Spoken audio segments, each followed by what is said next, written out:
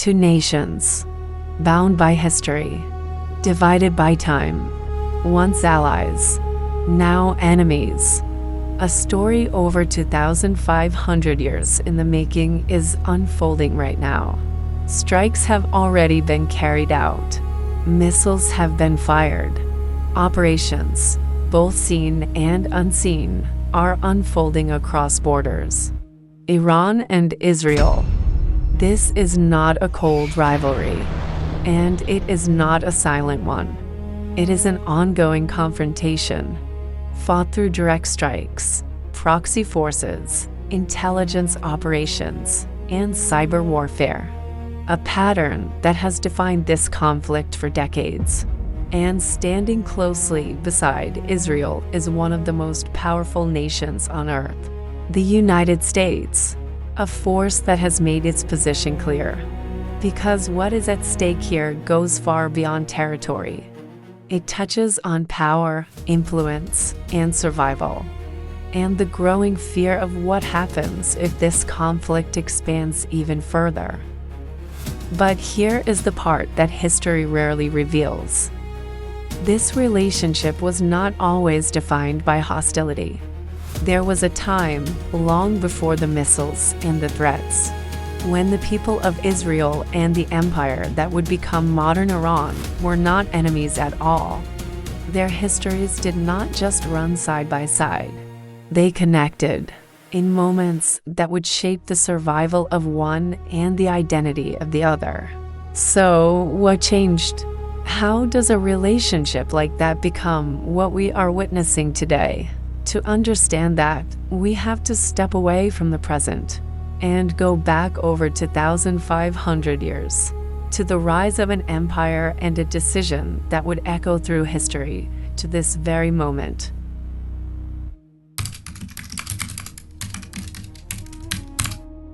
The story begins in one of the darkest moments in Jewish history. Around the 6th century BC, the kingdom of Judah had fallen. The mighty Babylonian Empire, under King Nebuchadnezzar II, had invaded Jerusalem, destroyed the city, and burned the first temple to the ground. The Jewish elite, their leaders, craftsmen, and families were taken captive and marched hundreds of miles away to Babylon. Among them was a young man named Daniel, a name that would later become central to their story. For decades, the Jewish people lived in exile. They had no king of their own, no temple, no sovereignty. They were a people suspended in history, and Babylon seemed unshakable. But empires, no matter how powerful, often fall from places no one expects. To the east, beyond the deserts and mountains, a new force was rising. The Medes and the Persians, and at their center was a ruler who would change everything. Cyrus II, known to history as Cyrus the Great. Cyrus was not just a conqueror, he was a unifier. He brought together the Medes and Persians into a single powerful force and began expanding westward, absorbing territories not just with force, but with calculated strategy. By 539 BC, his attention turned to Babylon. Now, Babylon was not an easy city to conquer. It was surrounded by massive walls, protected by the Euphrates River, and considered nearly impenetrable. But Cyrus didn't attack it head-on. Instead, he engineered one of the most brilliant military strategies in ancient history. He ordered his men to divert the Euphrates River, lowering the water level enough for his soldiers to march into the city through the riverbed under the gates in the dead of night. According to historical accounts, the city was taken almost without resistance. The Babylonian king at the time, Belshazzar, lost his kingdom in a single night. And just like that, Babylon fell. But what Cyrus did next is what makes this story extraordinary. Because unlike the kings before him, Cyrus did not rule through oppression. He ruled through restoration. Instead of keeping conquered peoples in exile, he allowed them to return to their homelands. And for the Jewish people, this was everything. In a decree that would echo through history, Cyrus gave them permission to return to Jerusalem, to rebuild their city, to rebuild their temple. And not only did he allow it, he supported it. Resources were provided, protection was granted. The journey home began. To the Jewish people, Cyrus was not just another king. He was seen as a deliverer, a man chosen at the right moment to restore what had been lost. And for the first time in generations, hope returned. The Jews returned to Jerusalem, but they did not return as an independent nation. They returned under Persian rule, and surprisingly, that was a blessing. Under the Persian Empire, they were allowed to rebuild their religious life. Their temple, the Second Temple, was completed. Their identity was preserved. Their culture survived. And for a long period, Persia became something rare in their history. A ruling power that did not seek to erase them. But history is never still. And even in times of peace, danger can rise from unexpected places.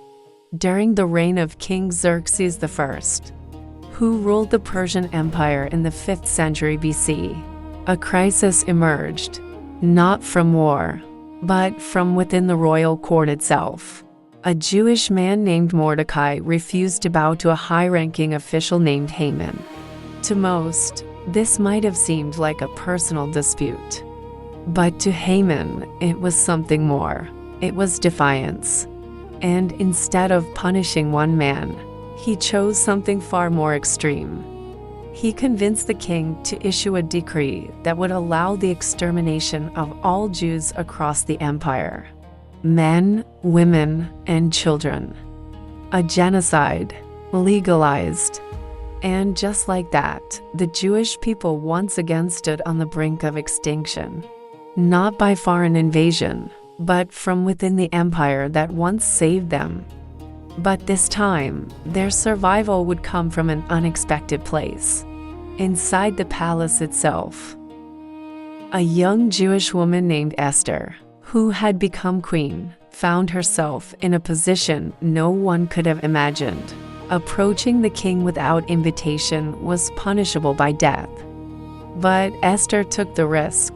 She stepped forward, revealed her identity, exposed Haman's plan, and in a dramatic reversal, the very plot designed to destroy her people collapsed. Haman was executed. The decree was overturned, and the Jewish people were saved again. And once again, it happened in Persia. But empires rise, and they fall. The Persian Empire would eventually be conquered by Alexander the Great. Then came Greek rule. Then Roman domination. And under the Romans, history repeated itself once more. In 70 AD, Jerusalem was destroyed again. The Second Temple, rebuilt under Persian rule, was reduced to ruins. And this time, the Jewish people were scattered across the world. For nearly 2,000 years, they would live without a nation.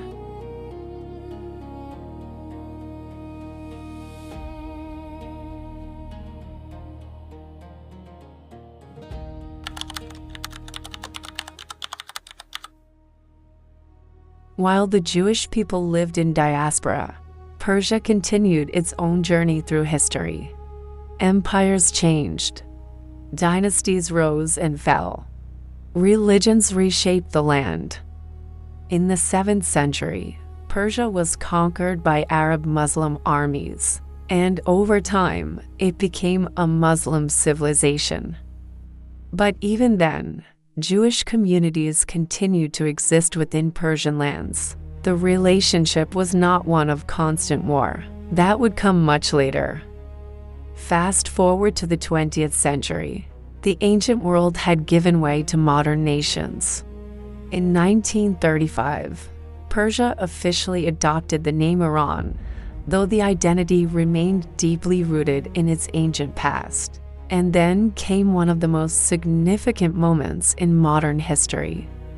In 1948, after nearly 2 millennia, the State of Israel was declared. A people without a homeland had returned. But the region into which Israel was born was already tense. Surrounded by Arab nations, Israel immediately found itself in conflict. Yet one country stood apart: Iran. Under Shah Mohammad Reza Pahlavi, Iran pursued modernization, Western alliances, and strategic development. The Shah saw Israel not as an enemy, but as an opportunity, a partner. And so, something unexpected happened. Iran and Israel became allies. They exchanged intelligence. They built economic ties. Iran supplied oil to Israel. Israel provided technological expertise, military training, and agricultural development.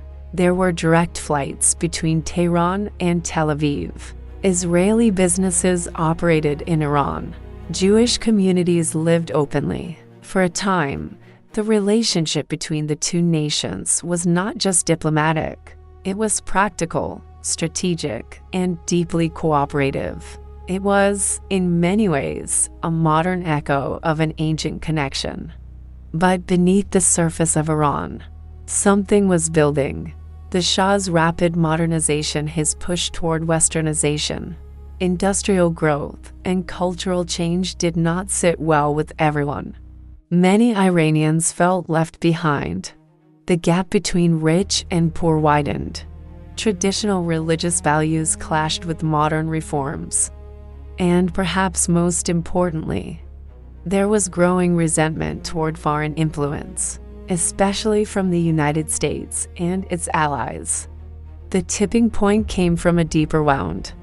In 1953, Iran's democratically elected Prime Minister, Mohammad Mossadegh, had been overthrown in a coup supported by Western powers after he attempted to nationalize Iran's oil industry. For many Iranians, this was proof that their country was being controlled from the outside. That memory never faded. By the late 1970s, Iran was ready to explode. Mass protests broke out. Students, workers, religious leaders all united against the Shah. The government responded with force, but it only made things worse. The protests grew. The pressure mounted. And eventually, the Shah fled the country.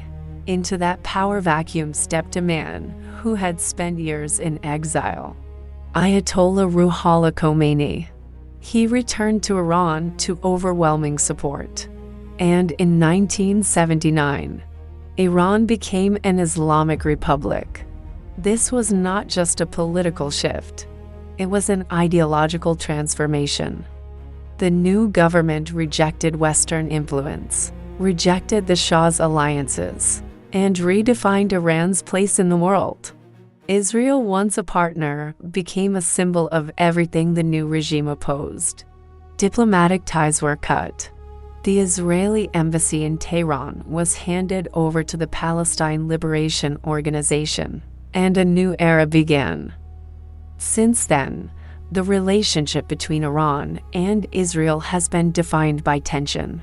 Iran supports groups like Hezbollah in Lebanon and Hamas in Gaza, groups that directly oppose Israel. Israel, in response, has carried out intelligence operations, cyber attacks, and military strikes targeting Iranian influence across the region. At the center of it all is one issue that could change everything: nuclear power. Iran insists its nuclear program is for peaceful purposes. Israel and its strongest ally, the United States, strongly oppose it. Because for Israel, a nuclear Iran is not just a threat, it is an existential risk.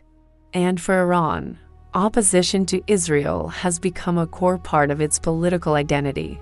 What was once an alliance is now one of the most dangerous rivalries in the world. And so, the story comes full circle. From ancient Persia to modern Iran, from protection to opposition, from allies to enemies. But history leaves us with one final question. If two nations could change this much over time, then what we see today may not be the final chapter. This is the Luminous Past, where we uncover the truths buried in time. Thank you for watching. Like, share, comment, and subscribe for more stories that shape our world.